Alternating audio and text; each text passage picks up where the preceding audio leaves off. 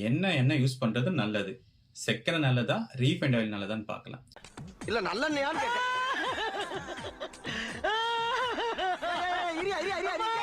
சுத்தமான நல்லெண்ணெயான்னு கேட்டியா?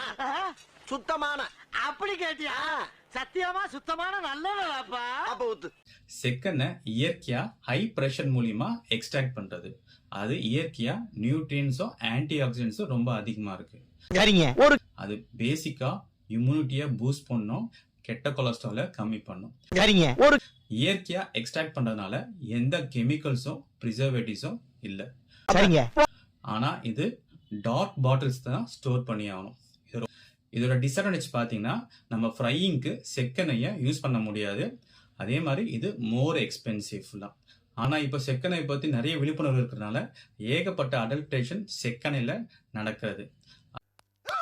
அதுவே ரீஃபைண்ட் ஆயில் பாத்தீங்கன்னா ஹை ஹீட் மூலியமா எக்ஸ்ட்ராக்ட் பண்றாங்க. அதுல கெமிக்கல்ஸ் அண்ட் ப்ரிசர்வேட்டிவ்ஸ் இருக்கு. கம்பேரிட்டிவ்லி இது பாத்தீங்கன்னா இது லெஸ் எக்ஸ்பென்சிவ். அதே மாதிரி ஃப்ரையிங்க்கு ரீஃபைண்ட் ஆயிலை யூஸ் பண்ணலாம்.